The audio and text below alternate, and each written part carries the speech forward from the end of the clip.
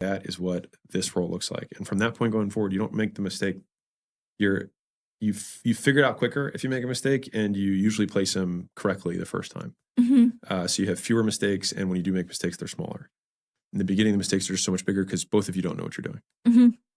True. And so that's what takes so long in entrepreneurship, which is why your second business always goes faster than your first, your third goes faster than your second, and it always gets faster because I know how to fill all the roles all the way up. And then once we're at, once we try to go from 200 million a year to $1 billion a year, it's like there's a whole bunch of stuff I don't know. And so I'm going to have to try and find really high level people that I'm like, I think this is what it looks like. And I just make my best bet. And so it's just how quickly you can go through those cycles of people who have talent and assess whether they're good or not. But the very beginning of it is making sure that they agree with you on what the metric they're supposed to be driving is. And so if you ask a customer support rep, like, what do you do in this business? And you say, how do you make this business money? It's a great test. Yeah. Because if they can't answer that question, then I can guarantee you that they're probably not going to do it. Right? True. Right? Like if you ask a sales director, how do you make this business more money? And they say, we're going to close more sales. I'm like, but you're not going to close any sales because you're the sales director. So how are you going to make this business more money? You watch people melt in front of you. But a good sales director would be like, oh, well, I'm going to make sure that we increase the average close rate of the team. I'll be able to train new guys up and recruit them so that they can have a faster on-ramp. And so if I can increase the average closing percentage of the team and double the size of the team while maintaining that percentage, we'll make more money. And I'll be like, yes. Because if they answer like that, they understand the role. And so asking the question just like simply, like, tell me how what you do every day makes us more money. Got it. That's a really good, I think, test as well. You ask a finance person, how do you make us more money? How do you making spreadsheets make us more money? It's like, well, they might be like, well, I can help, allocate things correctly for taxes so we can have some savings there. I can also every quarter look at all the expenses and see what we can cut because we're always going to, have things that, software subscriptions, things like that get lopped on. I'm going to put budgets for each of the departments to make sure that they don't go over. And I'm going to give you real-time data on customer metrics so that you can make informed decisions so that you can grow the company faster. And I'd be like, those are great reasons. When you start to kind of build up, so the way I did it, I think was wrong. Was smaller hours, right, for kind of what I perceived as experts, although I did not, measure. I was saying, okay, this experience looks like a great fit and they have been part of the community, etc.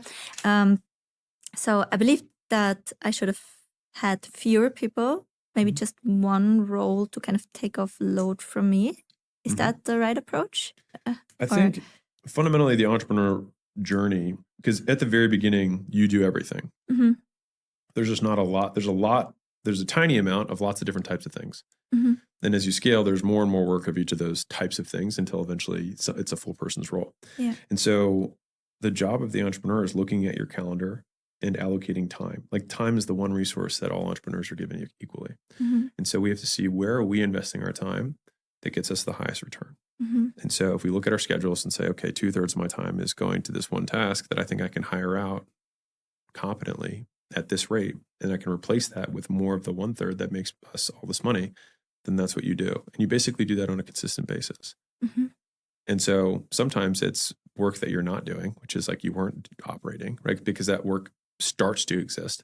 Because when it was just you, there was zero operations. You communicate with yourself pretty easily, right? But as soon as you had 5 employees, then all of a sudden you like need to manage people and make sure that they're, they have clear communication and they have objectives they need to meet every week. And so it's like, ooh, there's this new job that either I'm not doing or I'm doing poorly. Well, I should bring someone in who can do that. And so I think most businesses typically have something that, Layla and I've called the first follower, but it's somebody who's like, who becomes your right hand. And ideally it's like that partner thing, which is like, you want someone who's better at that thing than you. Like Layla is better at running the team than I am. She's a better leader than I am, especially internally. And so she's exceptional at it. And because of that, we both talk about, she's like, I could never do what you do. I just like, it'd be such a learning curve. I was like, yeah, you'd have to spend 13 years doing it all day, every day to get as good as I am. And I'm like, man, thank God you're here because I could not run this business without you. And she's like, yeah, because you spent the last 13 years doing advertising, marketing, and sales. And I spent all this time, learning how to onboard people and learning how to recruit and learning how to cast an internal vision and build out career paths and compensation structures and all of that stuff. And so the better and better we get at it, the more difficult it would be to replace one another because you just get more and more experience. And I think that just consistently happens. But when you're in the 1 to 3 million, you You just want to have somebody who's smarter than you. Like, and that's the hard part, is that when you're hiring, especially as you scale, and it's true all the way through, is that we had somebody that I interview people plenty, but we had a recent interview that I took where we passed on the candidate, and my head of recruiting was like, can you just give me some feedback on like what was wrong with this guy? And the thing is that the guy had the experience, nice guy. I think he would work fine on the team. I just said, I think he was just okay. And if I look at the team that he's about to enter, he's the worst person on the team. He's not going to raise the bar of the team. He's certainly not at the bar of the team.